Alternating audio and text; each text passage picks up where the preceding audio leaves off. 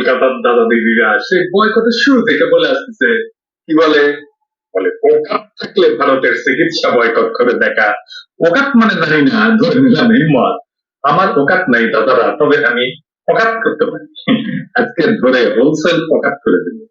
আর এরপর থেকে ইন্ডিয়ার ডাক্তারি নিয়ে আমার পেজে ওকাত থাকলে এই কথাটা আর করবে না, গ্যারান্টি দিলাম।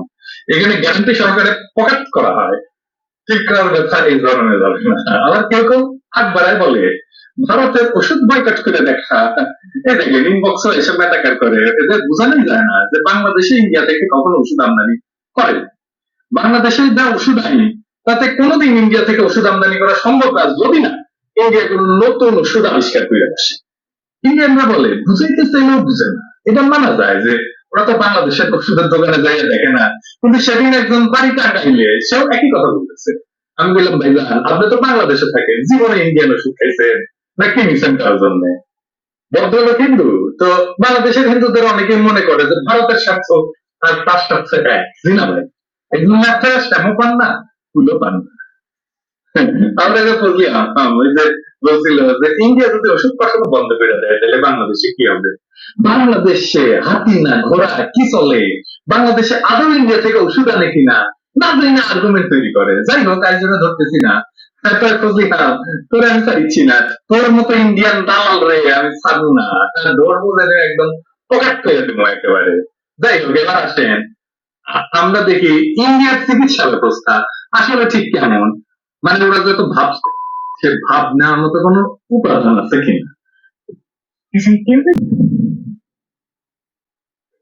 আমরা খুব বিখ্যাত বিখ্যাত জার্নাল, বিখ্যাত বিখ্যাত পত্রিকা থেকে আমরা এই খবরগুলো দেখি।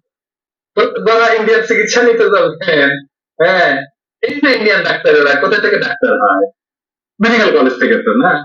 ইন্ডিয়াতে খুব ভালো ডাক্তার আছে, এটা সত্য। খুব ভালো মেডিকেল কলেজ আছে, সেটাও সত্য। কিন্তু খুবই খারাপ মেডিকেল কলেজ আছে কতগুলো জানেন? 398টা। কোথাকার এটা নিউজ? রয়টার্স। 398টা মেডিকেল কলেজে রীতিমতো প্রতারণা করে। তাদের না আছে পর্যাপ্ত শিক্ষক, না আছে ছাত্রদের পড়ার মতো পর্যাপ্ত রুগী। মেডিকেল কলেজে নিয়মিত অডিট হয়, কিন্তু মানে স্কুলের মতো পরিদর্শন হয়। সব দেশে হয়, বাংলাদেশেও হয়। ভারতে এরকম সিটিং বাদে মেডিকেল কলেজে যেদিন পরিদর্শকেরা আসে, তখন তারা আশেপাশে গ্রামে প্রচার চালায় বিদেশি ডাক্তাররা এসে ফ্রি চিকিৎসা দিবে আর বিরিয়ানি দিবে শাহবাগের মতো। আর মানুষজন আসে, তাদের দেখায় রেজিস্ট্রেশন রিনিউ করে। 399টা মানে হচ্ছে 6টা মেডিকেল কলেজের মধ্যে একটা মেডিকেল কলেজে কাজ করে। তার মানে আপনার 6জন ডাক্তারের মধ্যে একজন এরকম ডাক্তার পাবেন যে এরকম মেডিকেল কলেজ থেকে পাশ করে এসেছে। এটা কোনো নাম না জানা পত্রিকা না, রয়টার্সের সংবাদ দেখেছেন তো? এরা কেমন ডাক্তারি করবে? হ্যাঁ, দেখাতে যাবেন এই ডাক্তারের কাছে। হ্যাঁ, আরো আছে, আরো আছে, না। রয়টার্সের আরেকটা নিউজ দেখেন, এই যে মহিলাদের লাইগেশন করা হয়েছে, ছবি দেখেছেন তো? হ্যাঁ, সরকারি ডাক্তারেরাই করেছে। 3 ঘন্টা 83 জনের লাইগেশন করতে। সবাই যারা বুঝতে পারতেছেন না তাদের বলি, এটা মহিলাদের স্থায়ী বন্ধাকরণ পদ্ধতি। বাংলাদেশে একসময় চলতো প্রচুর পরিবার পরিকল্পনা থেকে ওই ভ্যাসেক্টমি লাইগেশন। তো ছেলেদের বলে ভ্যাসেক্টমি। এটা খুবই সহজ একটা সার্জারি, খুবই সহজ সার্জারি। এটা ডাক্তারও লাগে না আসলে, লোকাল অ্যানেস্থেসিয়া দিয়ে করতে হয়। হাসপাতালেও থাকতে হয় না, আধা ঘন্টা পরে চলে যেতে পারে। আর এইখানে প্রায় ডজন নারী মারা গেছে 83 জনের মধ্যে। কি ডাক্তার বুঝেন তাইলে? বুঝছেন তো? আচ্ছা, আপনারা যে যাচ্ছেন ডাক্তার দেখাইতে, তারা কি আসলে ডাক্তার? হ্যাঁ, আসলে এটা একটা দেখি। রয়টার্স করছে ইন্ডিয়ায় প্র্যাকটিসিং ডাক্তারদের মধ্যে 45%-এর কোন ফর্মাল মেডিকেল ডিগ্রি নাই। যে চিকিৎসা নিচ্ছেন 45% ডাক্তার ভুয়া। আমার কথা না, রয়টার্সের কথা। এই সংখ্যা 7 লাখ, মানে ভুয়া ডাক্তারের সংখ্যা ইন্ডিয়াতে 7 লাখ। মানে 7 লাখ ডাক্তার ভুয়া। তার মানে 2 জন ডাক্তারের মধ্যে একজন ডাক্তার ভুয়া। এরা বড় বড় হাসপাতালে কাজ করতেছে, এমন না যে গ্রামের কোয়া, তা না। বড় বড় হাসপাতালে কাজ করতেছে, এটা রয়টার্সে বলতেছে। সার্জারি করতেছে, এটা হাতে দয়া করবেন তো, কারণ 2 জনের মধ্যে একজন ডাক্তার ভুয়া। রয়টার্সের রিপোর্ট প্রকাশিত হওয়ার পরে পশ্চিমা হয়েছে এগুলো। তারা নয় এতটা বসে, তার প্রশ্ন চলে আমরা কি ভুয়া ডাক্তারদেরকে পশ্চিমা আনতেছি? দেখেন পত্রিকাতে নিউজ, অস্ট্রেলিয়ায় ধরা পড়লো এক ফেক ইন্ডিয়ান ডাক্তার যে কিনা 10 বছরের বেশি সময় ধরে প্র্যাকটিস করতে হয়েছে। দেখেন অস্ট্রেলিয়া তো আছে নিজের দেশে, কলকাতায়, কলকাতায় তো যান আপনারা, এখানে 500 ভুয়া ডাক্তার ইন্ডিয়ার পুলিশ ধরছে। সরকারি হাসপাতালেও কাজ করতেছে তারা, এমন না গ্রাম্য কোয়ার্ড, সরকারি হাসপাতালে কাজ করতে চিন্তা করতে পারছেন? ভুয়া ডাক্তার। আপনারা কি কল্পনা করতে পারবেন যে বাংলাদেশের সরকারি হাসপাতালে ভুয়া ডাক্তার কাজ করতেছে? কোনোদিন সম্ভব না। একটা ভুয়া ডাক্তার আপনি পাবেন না সরকারি হাসপাতালে কাজ করছে, কোন রেকর্ড আছে? শুধু কি কলকাতায়, উত্তরপ্রদেশে দেখেন, হ্যাঁ, ভুয়া ডাক্তার 10 বছর ধরে সার্জারি করতেছে, প্র্যাকটিস করছে, কি মজা। এগুলোর হাতে যা পড়েন তো আপনারা। আরে ভুয়া ডাক্তাররা তো শুধু ভুলভাল চিকিৎসা দেয় না, এই তো দেখেন ভুয়া ডাক্তার সিরিঞ্জে কিভাবে জীবাণু মুক্ত করতে হয় সে না জানি না কত মানুষের শরীরে এইডস ঢুকাই দিচ্ছে। এইডস এইডস পত্রিকার কথা বলেন, পত্রিকার কথা, এইডস এরকম যাবেন, এগুলো হাতে পড়বেন, তারপরে এইডস নিয়ে ঘুরে আসবেন কলকাতা থেকে, ইন্ডিয়া থেকে। বিদেশে তো সুনাম তো দেখলেনই, তাই না? এবার আরেকটা বিদেশের সুনাম দেখি, ইংল্যান্ডের সুনাম দেখে আসেন। হ্যাঁ, 2015 সালে প্রায় 25,000 ইন্ডিয়ান ট্রেন ডাক্তার ইউকেতে কাজ করতো।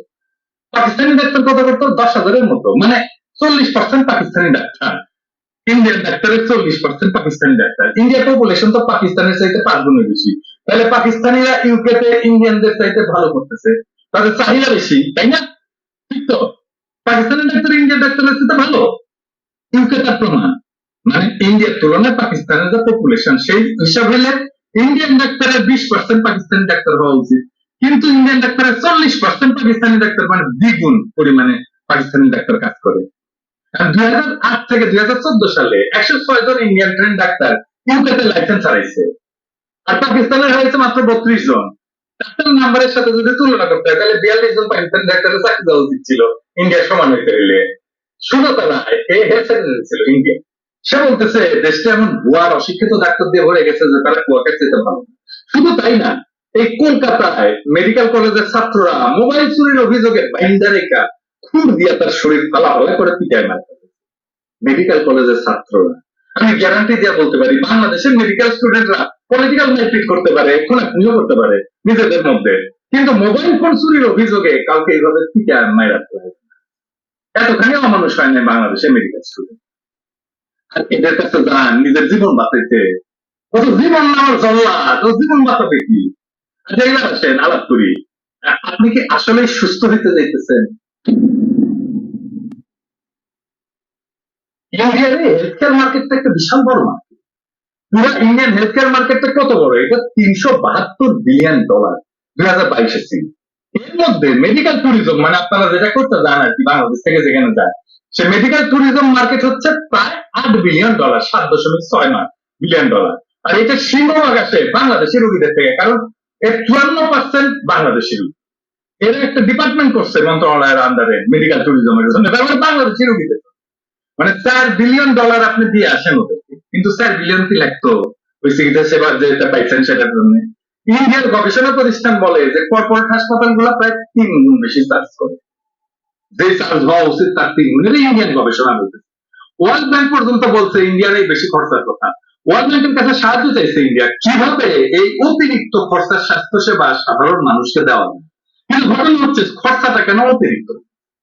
এইটা ব্রিটিশ মেডিকেল জার্নালের আর্টিকেল, এটা বলতেছে যে ইন্ডিয়াতে ডাক্তারদেরকে হাসপাতালগুলো টার্গেট দিয়ে দেয়, মানে রোগীদের কাছ থেকে এত টাকা আদায় করতে, আরে রোগীর রোগ হবে সেই অনুযায়ী চিকিৎসা দিবে, সেই অনুযায়ী টাকা হবে, তাকে পেমেন্ট করতে হবে। ডাক্তার কিভাবে রোগীর কাছ থেকে টাকা আদায় করবে, এইখানে হইতেছে মজা। এই যে আপনার সাথে এত ভালো ব্যবহার করে, তার কারণে আপনাকে শুনবে একটু পরে, আর ওইটা দেখা বলে যায় বাংলাদেশের মানুষ ভাবে আরে কি চমৎকার ব্যবহার। ওই যারা গল্প আছে না, স্বামী করছে গ্রামের মাইয়া বউরে, দেখেছ কি সুন্দর চাদর দিছে, ওই ডাক্তারের ব্যবহার হচ্ছে ওই স্বামীর মতো, যার উদ্দেশ্য অন্য, তাই বউয়ের মন গলাইতেছে। আপনার মন গলায় ভালো ব্যবহার করি না, কারণ একটু পরে আপনার কাছ থেকে টাইনা চুইসটা বের করে নিবে টাকা পয়সা, জানিয়ে গেছেন। অনেক সময় আবার দেখেন ওরা বলে পরে পাঠাই দিন, পরে এসে দিয়ে নেওয়া দরকার সেটা তো নিয়ে ফেলছেই, বাকি যেটা আসবে সেটা এটা এক্সট্রা খরচা, ওটা বাদ দিয়ে দিলেও কোনো অসুবিধা। তার মানে সে রোগীর যেটা অসুখ সেটা চিকিৎসা করে তা না, সে নতুন অসুখ আবিষ্কার করে, সে আপনাকে নতুন করে রোগী বানায়, নতুন পদ্ধতিতে চিকিৎসা করে, যেটাতে আপনার খরচা বেশি হবে। আপনার যে টেস্টের দরকার নাই সে টেস্ট করাবে, আপনার যে অসুখ যে রোগ ওষুধে নিয়ন্ত্রণ হইতো সেটা সার্জারি করাবে, মানে আপনার কাছ থেকে 3 গুণ কামাইতে হবে না, আপনি টাকা দিবেন তারপরে এসে খোটান। আর দিলেন আপনার টাকা, এই যে টাকা দিবেন তারপরে এসে খোঁটা এই যে বলবে এই ছোট লোকগুলো বলবে চিকিৎসার জন্য ইন্ডিয়াতে আসিস না, শোনা গেছে ঘর বাধা করেছিস, আবার ঢং করিস কেন, আসিস না, আমরা কি তোরা মাগনা, তোরে কি আমরা বিয়ে করছি না প্রেম করেছি তোর সাথে, বাংলাদেশ নামে আল্লাহ করা যায় না, মেডিকেল ট্যুরিজম কে করেছে, আমরা করেছি না তোরা করিস, মেডিকেল ট্যুরিজমের মার্কেটিং কি করে, আমরা করি না তোরা করিস, মার্কেটিং কেন করিস, কাস্টমার টানার জন্যই তো, সেই মার্কেটিং আকৃষ্ট হয়ে গেলে কয় আসিস না, তোর কি যাবি না, বাংলাদেশের মানুষ তারপরে মাগনা দিলেও যাবি না, বেশি টাকা দিয়ে ভুয়া ডাক্তারের হাতে পড়ার সম্ভাবনা নিয়ে কে যাবি, তবে এই যে বাজার নিয়ে ঘুরে আসবি, তাই না? বাংলাদেশের মানুষদের করণীয় আমরা দেখাই দিছি মালয়েশিয়ার স্বাস্থ্যসেবা ইন্ডিয়া চাইতে ভালো, আর খরচা ইন্ডিয়া চাইতে কম, কম টাকায় ভালো চিকিৎসা নিয়ে আসেন, মুসলমান দেশ, হালাল হারামের সমস্যা নাই, খাওয়া দাওয়ার ক্ষেত্রে খাওয়া দাওয়া মাসাল্লাহ ভালো, প্রচুর বাংলাদেশি থাকে, তাদের সাহায্য পাবেন, ওদের একই রকম একটা টুরিস্ট ডেস্টিনেশনও বটে, আমি মালয়েশিয়া বসবাসরত বাংলাদেশিদেরকে বলবো এই মেডিকেল ট্যুরিজমের ব্যবসা করতে পারেন, আপনার ফেসবুকে শুরু করেন, আপনারা তো জানেন কোথায় কোথায় হসপিটাল আছে কি ব্যাপার, আপনি ফেসবুকে শুরু করেন, আমরা প্রমোট করে দেব, আমাদের যেভাবেই হোক ইন্ডিয়াতে চিকিৎসা নিতে যাওয়া বাংলাদেশিদের স্রোত ঠেকাইতে হবে, হাসিনা পতন হইলে, হাসিনা যাওয়া বাংলা হইলে আমরা ইন্ডিয়াতে যাওয়া কঠিন করে দেবো, যারা ইন্ডিয়া প্রীতি থেকে যাইতেছেন বিকল্প এখনই ঠিক করে নেন, বাংলাদেশে যারা ইন্ডিয়ান হাসপাতালে দালালি করতেছেন তাদের বলতেছি মালয়েশিয়াতে কনসেন্ট্রেট করেন যদি বাঁচতে চান, যদি এই উপার্জনটা ঠিক রাখতে চান তাহলে এটা কনসেন্ট্রেট করেন, তবে আমরা কি একেবারে ইন্ডিয়া চিকিৎসা নিতে যাওয়া বন্ধ করে দিব, হ্যাঁ না অবশ্যই বন্ধ করবো না, তাহলে কোন কোন ক্ষেত্রে আমরা ইন্ডিয়ার চিকিৎসা নিব, আমরা কিছু কিছু চিকিৎসা ইন্ডিয়াতে দিব, হ্যাঁ রোগী পাঠাবো অসুবিধা নেই, আমি নিজে পাঠাবো রোগী, কি কি রোগ, এই যে অর্শ, ভগন্দর, জরায়ু আর রেক্টাল প্রলাস হয় না, ওই যে পায়খানা রাস্তা বাইরে হয়ে আসে আর জরায়ু বাইরে হয়ে আসে মেয়েতে, আর যাদের কলিকাতা হারবার লাগে, ওই সময় আমরা ভালো চিকিৎসা বয়কট করবো, এই ধরনের চিকিৎসা কোনো অসুবিধা নেই, যান, এরপরে কেউ ইন্ডিয়াতে চিকিৎসা করতে যাইতেছে এটা লজ্জায় বলবে না, হ্যাঁ দাদারা আমাদের লাগে লাগতে এসছেন, হ্যাঁ পারবেন না তো, হ্যাঁ, ওই পোকা আমাদের দেখে দেশেন না, এইভাবে পোকা ফেলে দেবো।